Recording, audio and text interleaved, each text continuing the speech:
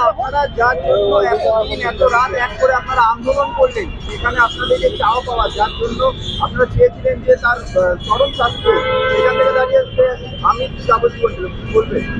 দেখুন, প্রথম কথা, আমরা কারোর জন্য বিচার চাইতে নামিনি, সবাই সবার নিজের জন্য বিচার চাইতে নেমেছে। কারণ এ ধরনের একটা জঘন্যতম অপরাধ যদি একটা সমাজে ঘটে থাকে, তাহলে প্রত্যেকটা মানুষের বিবেককে নাড়িয়ে দিয়েছে।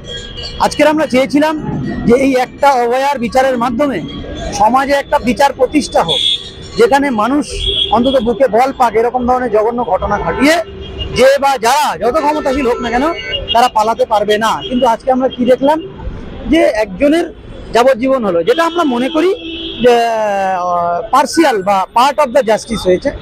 তো আমরা রাস্তায় থাকবো এবং যে যে আইনি পদক্ষেপ নিয়ে আমাদেরকে এই প্রতিবাদ চালিয়ে যেতে হয়, সেই জায়গায় আমরা প্রতিবাদ চালিয়ে যাব।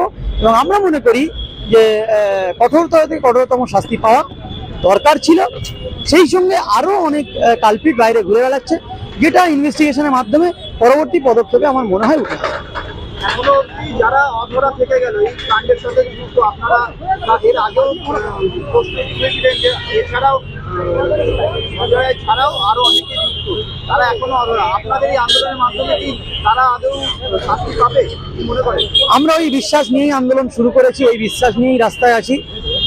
এবং আমরা মনে করি হায়ারতম কোর্টে যখন যাবে তখন এই ব্যাপারগুলো আরো বড় করে খোলাসা হবে। কারণ বিচার ব্যবস্থার সামনে যে যে ইনভেস্টিগেশন বা তদন্তটা সামনে আগিয়ে আসে, সেটার উপর ভিত্তি করেই জাজমেন্ট দেওয়া হয়।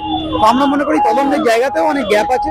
সেই জায়গাগুলো আমার মনে হয় আরো খুঁটিয়ে যখন উঠে আসবে, তখন আরো দৃষ্টান্তমূলক শাস্তি একটা তৈরি হবে বলে আমরা মনে করি। সিবিআই 90 দিন ধরে সঞ্জয় রায়ের বাদে আর কারোর চার্জশিট জমা দিতে পারলো না, সেই জায়গা থেকে সিবিআই আরো কাজ করতে হবে। আমরা সিবিআইকেও কি বলবো, আমাদের আন্দোলনের মাধ্যমে জানাবো, কোর্টকে আমরা জানাবো যে এই জায়গাটা আমাদের মনে হচ্ছে কোথাও একটা অধরা রয়ে গেল। সেই অধরা জায়গাটা প্রতিবাদের মাধ্যমে আইনি পথে গিয়ে আমার মনে হয় আমরা পাবো। সময় লাগবে, কিন্তু জাস্টিস আমরা পাবো।